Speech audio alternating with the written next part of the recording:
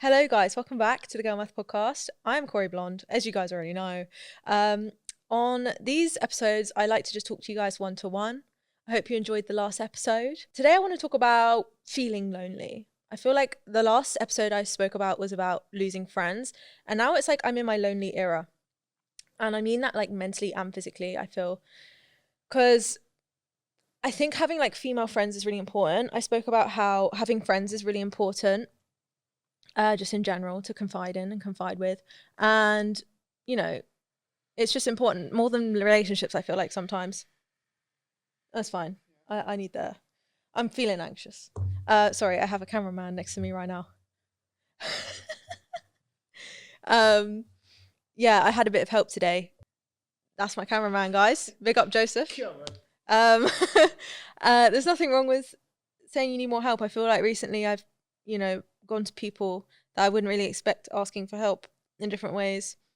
So yeah, it's just important to really lean on your friends. It's important to lean on your friends because I think if you're not close with your family, friends are family. And I think that's why I cherish my friends so close to me, because I'm not that close with my parents, really. Like, I don't really live with them. No, they're probably watching this. So I won't really say too much. But yeah, I'm not very close with them. I think the only way but that's more of a me thing as well. Like, I never really was very open as a child. That's their way of like connecting with me watching my podcast, because they're probably like, Corey can speak like this. Like, she can speak emotionally. Like, wait, she's emotionally intelligent. Do you know what I mean? Like, it's yeah. So they're probably like, oh, okay, she does have her head screwed on. She isn't just a rock of a person when she speaks to me. But yeah, no, I think confiding in people is really important. Like, the other day, I called up someone when I was having a really bad like mental health day, which sometimes it gets really bad. I feel like lately I've just been feeling really low to the point where it's like I don't really know what to do anymore. Like, death, not scared of her. Like, do you know what I mean? It's quite deep, but it's truth. So yeah, I feel like when I go through those things, I always call people that I would least expect to call in the moment. Like, you'd think, oh, call the closest person near you, or call the closest person that you feel you're close with, but it never ends up being like that. I feel like I always call the people they're probably like, Corey, like what is actually wrong with you? And then I get really embarrassed after. I'm like, damn, why did I call them? But anyway, so that was my week. I think it's just the aftermath of like losing people, really, because I've always felt lonely in my head, but physically now I'm like, oh damn, in London I don't really have anyone. But I think when one door closes, another always opens. Like, I'm very open to people now, more so than I was. I think, I don't know if I ever mentioned it in the podcast, but I always said like, oh, I'm closed off with my friends now. Like, I'm, my friends, I'm set in stone. I don't really want to open up the door to anyone else now. And now I'm like, okay, whoever wants to be my friend, fill in the application and send it to me, because I'm struggling to find friends. I know it's only been like a week, but maybe 2, maybe 3. I don't know. It's not like I'm not desperate for friends, but it would just be nice to have some. Thing is, I love being alone. I love my own space, especially when I'm anxious. I love my own space. Don't really like other people showing up for me. Like today, Joseph coming to do camera. Obviously, we knew each other from uni, and I have that like group. But this is going to sound bad, but like, you're all guys. Like, I love having guy friends, but there's only so much guy friends can understand to a level with. I think I've really struggled to make female friends, and I've already said I've always struggled to be a girly girl my whole life. I've never felt like a woman. Like, it's really weird, even now. So I really struggled making female friendships. I don't even know if that's related to feeling girly or not, but yeah. And only recently did I make female friends, and now I'm like, oh wait, now I remind myself why I didn't. But then, am I the problem? Probably. I don't know. I always used to be a big believer in like, oh, guys can't be friends with girls, but I think it depends on the dynamic of your guys' friendship as well. I don't know, like, I think guys and girls can be friends. I went through a phase of not thinking that, but I think we can. Yeah, that's it. That's it. Like, you can ruin a really good friendship. I know like people that have ruined good friendships because they just use their biological anatomy. Like, I don't know, but guy friends are amazing. I think my guy friends have been there for me more so than like any friend I've ever really had like consistently. But I think that's because you say you're going to do something, they do it. And I feel like I've met a lot of people that say they're going to do something and don't do it. Or maybe they're struggling with their own issues or whatever. I feel like females are very complicated in the way they think. But yeah, I think sometimes it's nice to have a male perspective as well. But no, I don't know. Anyway, moving on from that topic. Yeah, because I'm a very anxious person, I like my own space. Like, I think some people do like being with other people when they feel that way, but for me, I'm like, I don't want to disturb anyone. Like, I don't want to burden anyone with the way I feel. So I like to be alone. But I don't know. They're trying to get me out of the house, so I don't know. I want to talk about talking about your feelings, because I talk about my feelings way too much, to the point where now, so you know when I spoke about binge eating, I had this whole dilemma of like really struggling with it. Since I've stopped talking about it, I feel like I've struggled less with it, and I don't know why that is. And then I came to my realization, oh, maybe it's because I stopped talking about it, so like maybe it doesn't exist. Like I know it does exist, obviously, but like in my head I'm like, oh, maybe it doesn't. But yeah, I think since stop speaking about stuff has really helped me, because I'm a very negative self-talker internally, subconsciously anyway. Like naturally, I'm very negative. I watched a podcast last night, Diary of the CEO, and he had a guy on. I don't know what his name was, but I wrote some notes about venting, because he said something really interesting about venting, and I love a vent. I'm an advocate for speaking out about your mental health. I'm an advocate for saying how you feel, but I think every single day that I vent, I don't go like a second without talking about something, even if it's to myself, even if it's to a camera. And I think it's actually to the point where it's unhealthy. So the guy said, scientifically, venting is reducing negative emotion in the moment. The primary motivation for change is negative emotion. So the problem with that is that if you vent and get rid of all the emotional energy, the drive to change disappears.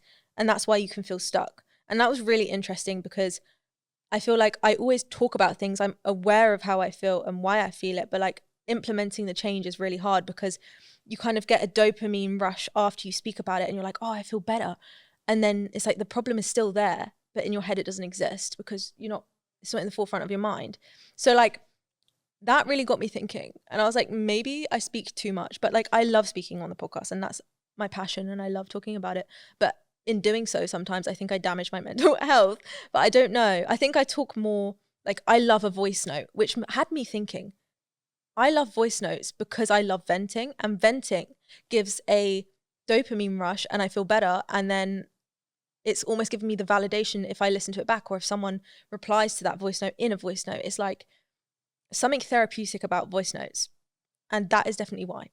But I kind of linked venting and voice notes together and realized that might be my problem, but that is my only coping mechanism right now, because I'm taking it day by day and I genuinely can't see the light at the end of the tunnel. Like sometimes I find it really hard to actually implement change. Like I actually want therapy, I do, but it's just, I can't really get it right now because I'm still on waiting list, and like, it's just not easy. Do you know what I mean? But nevertheless, that was a bit of a side rant. But yeah, that generally had me thinking. It's a very interesting scientific point. Yeah, this is why I wrote about voice notes. Voice notes reinforce the feeling, emotion, the dopamine that gives, wait, this is me writing when I'm like at 2 a.m. when I'm really tired. But I said in conclusion of what I learned, because I put my own personal life into this, and I was like, voice notes reinforce the feeling of emotion and the dopamine that it gives, because I'm so deprived of dopamine, it almost validates me to listen to it back. The feeling of relief connecting with someone else that is on the phone, but over audio. So there's like no pressure that they have to reply there and then. I don't know if that made any sense, because I was so tired writing that. And I also said, you'd rather be broken with someone than broken alone. And that's a very selfish take, I think, to have from me, because I think I never want to burden anyone with my problems, but it's in the human anatomy to like not want to be alone and not want to struggle alone. Like we all want to share our differences and share our struggles to feel connected. That's just part of human life. And I don't know why I said it was selfish, because I don't really know if it is or not, but I don't know. Maybe it's not selfish because it is just in our human nature. Do you think it's selfish to talk about your problems with other people and like share them? No. Actually, no. When did it switch up? Don't know how long that light's been off, but we're here. I feel like I'm such a guilty person for maybe venting to people when they don't want to hear it, because I'm very much a venter. And that's something that I've only become self-aware of recently. And I'd like to say I'm pretty self-aware, and I always say I'm self-aware, but recently I did learn something about myself, that maybe I do vent to the wrong people, or to people that don't really want to hear it, or that I thought wanted to hear it and they don't want to hear it. And then that's also another thing. So now I'm internalizing everything and thinking, oh my God, no, maybe I shouldn't say that. Or maybe I shouldn't speak to people. But yeah. Anyway, that makes me feel more alone now. I think it's also because I didn't really have that emotional connection with my parents growing up. And I think it's rare too as well. If you were to ask me, Corey, if you should speak to people, I think you should always speak to people about your problems. But then there becomes a fine line of like, do they want to hear about this? Am I burdening them about this? Are they struggling and don't want to hear what I have to say? Like, but I feel like everyone struggles to a degree anyway. But it just depends on the person that you're talking to. I don't know. But anyway, that was a food for thought. And now I'm like spiraling in my brain if I should ever speak again. Like, I don't know. But this is my form of therapy. So I'm all here for it. The thing is, I'm all here for when people talk about their problems to me, because I get it to a degree. And I don't know if it's just the way my brain thinks, but naturally I'm in my head, or I say to them like, oh my God, I've been through this exact same thing, and this is how I like dealt with it. Or, you know, I think it's just my way of expressing to them my empathy in some weird selfish way. I don't know. So yeah, I love when people open up to me, because I'm very open. But I think maybe that just reflects on me then. I don't know. I just think from recent events, I'm struggling to open up to people because I don't really want to burden them. Oh my God. In my notes, I just found in September, I wrote this at 11 p.m. at night. I said, I've never felt more alone. I've never felt more alone to the point where even my own dentist doesn't understand me. Oh my God. Because guys, if you didn't know, I've been going through it with my teeth. I've been taking you on this journey on the Girl Math Podcast Instagram, where I was going to CT scans, I was calling 111, I was doing all the mad stuff I've never done before in hospitals, where I actually had to get checked because I thought there was something seriously wrong with me. I thought I had a brain bleed or a brain tumor, because that's what people were telling me on the phone, 111. They were like, oh, pressure in your head when you lean and blah, blah, blah. Like, yeah, you need to get that checked because that could be a bleed in the brain. So what did they do? They took me to the CT scan. I had a CT scan. 2 weeks later, came back. 2 weeks? I know. NHS. If I was bleeding in the brain, I don't know. But they came back and said, oh no, you're all clear, you're all fine. So we don't know what's wrong with you. So then I went back to the doctors because I was still having the same issue, the pressure in my head, whatever this was at this point. And then they were like, oh, it could be a sinus infection. So they gave me antibiotics for 5 days, which I took. It actually helped me to a degree. I don't know if this was psychosomatic or what, but it actually did help me. And then I came off it and it came back again. So I went back and they were like, oh, you should probably go to the dentist, because I had a root canal done this year at some point. And so I went to a different dentist, not the one that I went to get the root canal done, because I just had a gut feeling that he messed up. And I went to a different dentist in London and they said, yeah, your root canal is fucked and you need to actually get another one, a root canal. So there was me just thinking, oh my God, I've got to sit in this chair for literally 2 hours plus every session now to get another root canal done. And I just wasn't willing to do that, nor was I willing to pay for it, because they quoted me $2,000, to which I paid, by the way. There's more to the story. And then I booked that appointment. So then I go 2 weeks later to this root canal appointment with this dentist, different dentist, at the same dentist, if that makes sense. So they like refer me to specialists within that practice. And the guy was like, so why are you here? I was like, you tell me. You told me I need a root canal, so that's why I'm here. He was actually really snotty about it, but I'm not going to slag them off because they do know about this podcast, because I did get chatting to them about the podcast. I love the dentist I go to. But this guy on this day, maybe he had a bad day. He was really snotty with me. And he was like, why are you here? Da, da, da. And he's like, yeah, you don't need it. You don't need it. Prior to this, by the way, I forgot to mention, they put me on another antibiotic at the dentist because they thought I had an infection in my root canal, which is why I needed a root canal. So I went on a very, very strong antibiotic for 7 days, to which I felt very, very nauseous after that. Anyway, so you can imagine, been through 2 rounds of antibiotics, head scans, doctor's appointments, now dentist appointments. And this was like my 3rd dentist appointment where they were like, yeah, you don't need a root canal. So at this point, I was like, oh my God, not even the professionals know what's wrong with me. I've been to every single, I've done everything and no one knows. I walk out of that confused. I'm like, wait, I'm not happy about this. So they refer me to a wisdom tooth specialist because they're like, oh, it could be your wisdom tooth. I go to the wisdom tooth guy, to which he scans me, and he's like, you're all fine. Like, all your teeth are absolutely fine, Corey. But then, after that appointment, I had another checkup with that same wisdom tooth specialist. Big up. Because then we got talking about anxiety. I didn't know this, but your dentist can prescribe you antidepressants, right? My dentist prescribed me antidepressants on that day because I think he just could see I'd had enough. And I was just like, I don't know why, you know, I think he could just tell something mentally was up with me, which it is, but I don't know. Maybe I show that clearer than I think I do. And he was like, I want you to try this for like 7 or so days and come back to me and see how you feel. It would be like a very low dose because he was like, I think you like clench your jaw to the point where it's causing loads of pressure. But I'm like, but why would it cause pressure in that side of my head on the same side I had the root canal? I just don't know. And then we just started talking about mental health for ages. And it made me realize maybe this is psychosomatic. Maybe I am in my own head about it all because recently it hasn't really been a problem. So I don't really know. Yeah, I kind of spoke about this a few months ago, like at the beginning of this journey of like my health scare.